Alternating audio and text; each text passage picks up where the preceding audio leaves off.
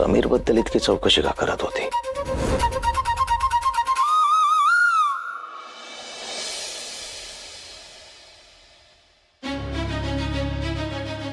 आमचा चांगुलपणा म्हणून आमच्या मुलाला तुला मामी मामी करू दिलं तर ही बघा काय करते, आमच्यापासून याला तोडते, पोटच्या पोराला त्याच्या आईपासून तोडते।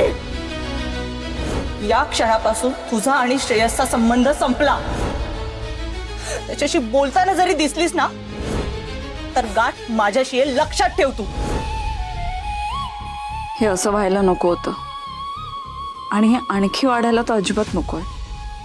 पण काय केलं तर रेणुकाताई आणि आशुतोष दादा मधलं नातं आधीसारखं होईल? इतक्या टोकाला गेलेलं भांडण सोडवायचं तरी कसं? या सगळ्यात बिचाऱ्या श्रेयसची फरफट होते, ती बघवत नाहीये मला।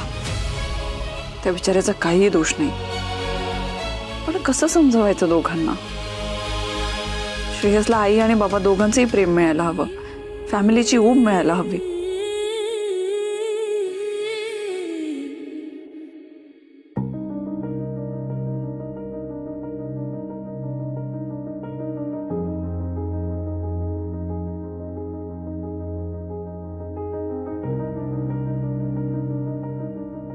बरं वाटतंय का? बरं वाटतंय। तुम्ही इतकी काळजी घेताय, बरं वाटणारच ना।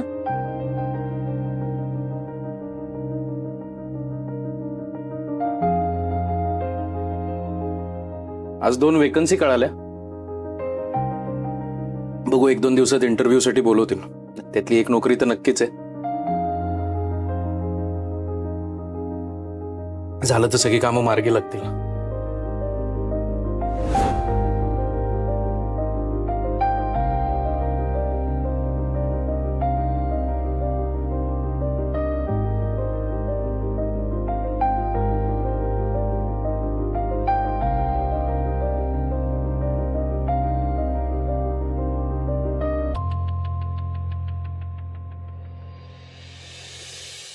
तुमच्याकडून ही अपेक्षा नव्हती।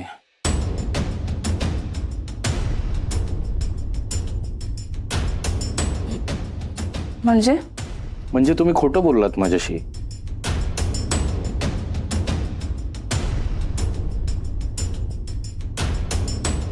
खोटं?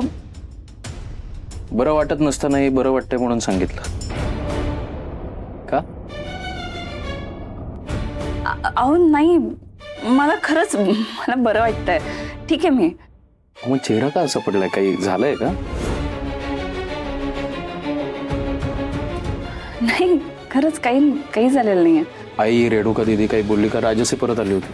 नाही कोणी काही बोललेलं नाहीये। मी ठीक आहे खरंच। काहीतरी झालंय, तुमचा चेहरा असा पडलाय खूप। नाही अहो खरंच काही झालेलं नाहीये। मी सांगते समीर,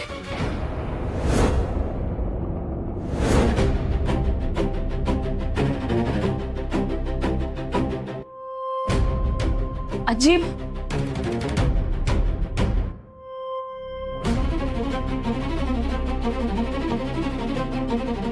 अगं स्वतःवर झालेला अन्याय तू स्वतःच्या तोंडाने सांगणारच नाहीस कधी।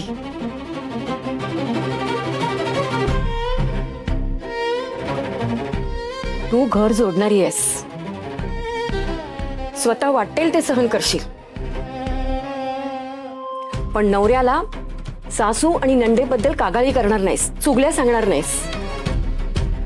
त्या तुझ्याशी कशाही वागल्या तरी घरात भांडणं होऊ नये म्हणूनच गप्प बसतेस ना? अगं त्याला हे सगळं समजलंच पाहिजे, काय घडतंय ते कळलंच पाहिजे। आणि ह्याला कुठे चुगली म्हणतात? हे बघ, आमचा समीर समजूतदार आहे आणि मनापासून जपतो तुला, काय घडतंय ते त्याला कळलंच पाहिजे। आजी काही झालंय का? म्हणजे आई आणि दीदी काही बोलल्यात का? नाही काही केलेलं नाहीये, काही झालेलं नाहीये। तुम्ही आजी प्लीज प्लीज, अवकाच वाद वाढेल। हे बघ अर्पिता, जर गोष्टी लपवून ठेवल्या तर गैरसमज वाढतात। हे बघ समीर, मी सांगते तुला, आशुतोष गेट जवळ आले होते आणि तिथे त्यांना श्रेयस भेटला आणि अर्पिता आशुतोषला सगळं सांगत होती। तुमच्या आयुष्यात ढवळाढवळ करणं बंद कर। त्या दोघांचं नातं टिकून राहावं म्हणूनच त्या प्रयत्न करतायत।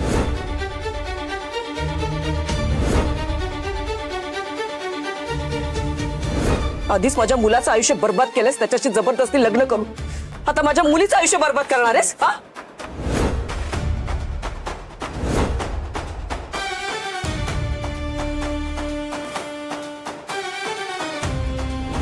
या क्षणापासून तुझा आणि श्रेयसचा संबंध संपला.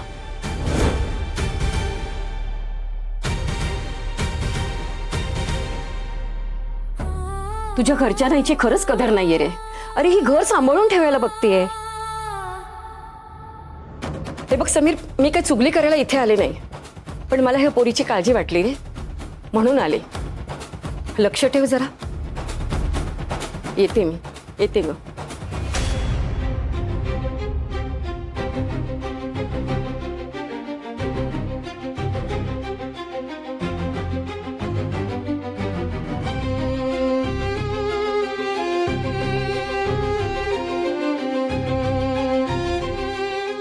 चलो कुठे? घरी. ऐका ना, उगाच वाद नका चलो वाढवू. नाही, वाद तुम्ही- नाही. चलो समीर, चलो समीर चला तुम्ही. ऐका ना.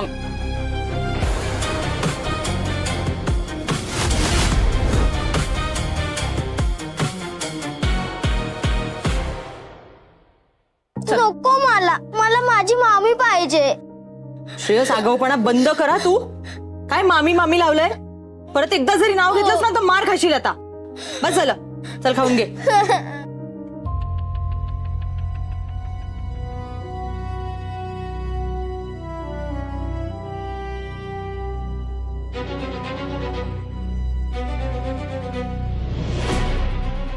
मामी बस खाली. मामी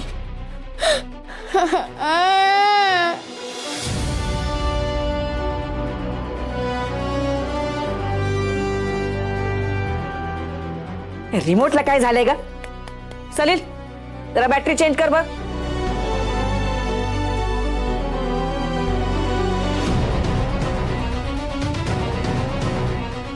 आई जरा मला एक गोष्ट सांग. म्हणजे बघ ना, मी तुझा आणि बाबांचा मुलगा आहे, रेणुका दिदी आणि सलीलचा भाऊ आहे, श्रेयसचा मामा आहे. मग यातली कुठली नाती मी मानायची आहेत आणि कुठली नाही मानायची आहेत?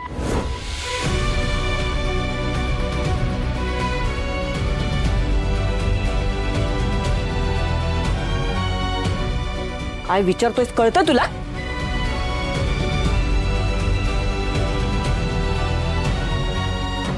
काय डोकं बिका फिरलंय तुझं? समीर प्लीज. नाही थांबा तुम्ही. योग्य वेळी योग्य गोष्ट योग्य कारणासाठी बोललीच पाहिजे. म्हणजे गुंता आणि अन्याय